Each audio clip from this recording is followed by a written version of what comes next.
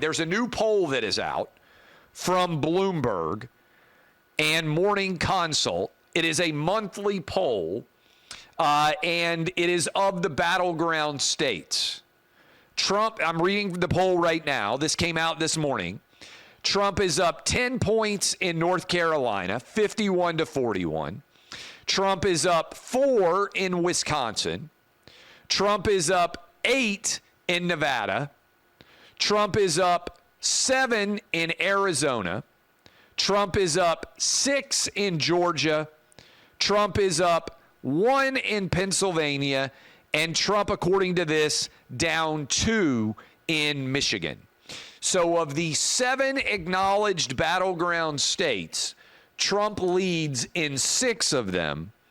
And he leads in 5 of those states by 4 or more, and that would be enough to make him president of the United States right now. Also significantly, whatever bump Biden may have gotten since last month has mostly vanished. Trump is up 2 in North Carolina over the last month, up 3 in Wisconsin, up 5 in Nevada, up 1 in Arizona. Biden has gone up 1 in Georgia. Trump has stayed the same. Trump has gained 2 points in Pennsylvania while Biden has gained 1. Trump has stayed even while Biden has gone up 2 in Michigan. This is significant because there is lots of money now being spent in these battleground states by Joe Biden, and the numbers are not moving very much. Why might that be the case that it is occurring? I think it's because most people have already made up their mind about Biden. And there is a viral video that is circulating today that gives you evidence of why that might be. Imagine what we can do next. 4 more years. Pause. 4 more years. 4 more years. 4 more years. Joe Biden went full Ron Burgundy. He stood in front of the audience reading off a teleprompter, and he said, 4 more years, pause.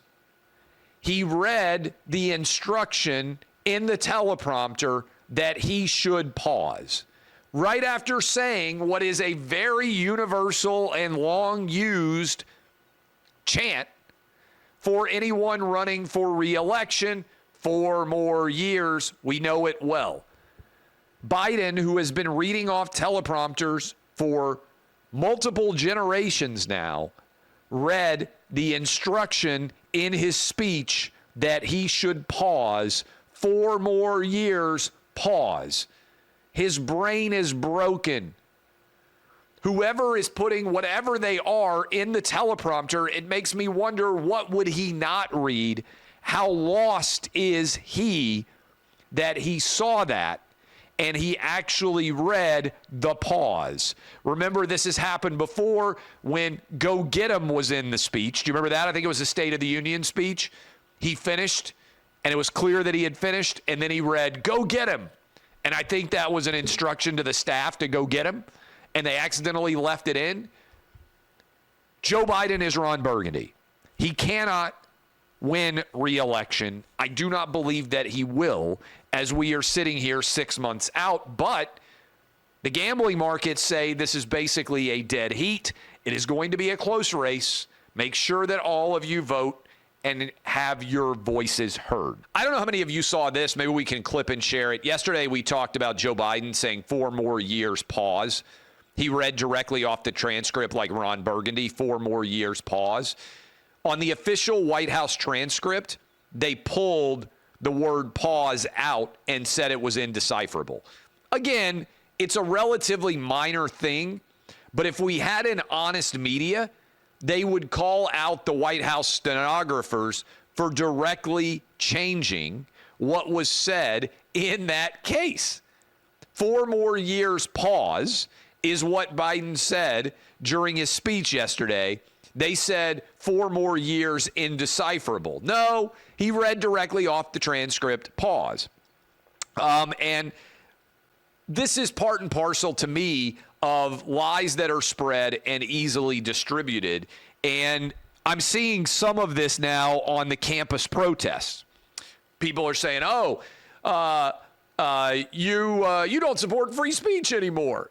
People I'll get an email or I'll get a text or I'll get a tweet or whatever it is. And this is so dumb, okay? But let me start here. I believe, if there's any doubt, you should be able to say incredibly offensive things on campus and be able to remain a student. I think you should be able to say in a protest, I support the Ku Klux Klan. It's borderline. I think you should be able to say it and have free speech rights and not get kicked off campus. I think you should be able to say, I don't think gay people should get married.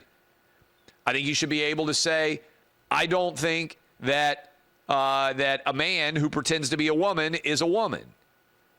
I think you should be able to say all sorts of things. And by the way, on the flip side, I think you should be able to say, I believe Donald Trump belongs in prison for the rest of his life. On campus, you should be able to say those things. You should be able to say that you think that the Jewish people are committing genocide in Gaza. I think you should be able to say that you believe that the terrorists in Hamas should be wiped off the face of the planet. I think you should be able to say all of those things, march in support or against them. By the way, both sides. You should be able to say, I hate the KKK. I think they should be shut down. Robust, uninhibited discourse should exist on campus. But you should not have the right, and for people out there who've not watched or listened to my show for a long time, I don't think you should have the right to come and stand in my front yard and protest. And I don't think you should have the right to protest personally outside of a Supreme Court justice's home in a neighborhood, even if you're off their lawn. I don't think you should be able to shut down a road in front of a Supreme Court justice's house, Democrat, Republican, Independent. I don't think you should be able to shut down a road to the airport and block it, no matter what your political beliefs are, okay? You can be a robust and uninhibited supporter of the United States First Amendment in this country and understand that you don't have the right to trespass while making your statement. So I don't have any issues at all with people who are trying to put up tents on campus being arrested. Whether you're putting up tents on campus because you're upset that Donald Trump is being charged with crimes, or whether you're putting up tents on campus because you want to have an opinion about what's going on in Gaza. You don't have the right to trespass on university campus property. I thought the chancellor of Vanderbilt wrote a great piece laying this all out in the Wall Street Journal. I think that is the position that reasonable, intelligent people should have as it pertains to free speech on campus.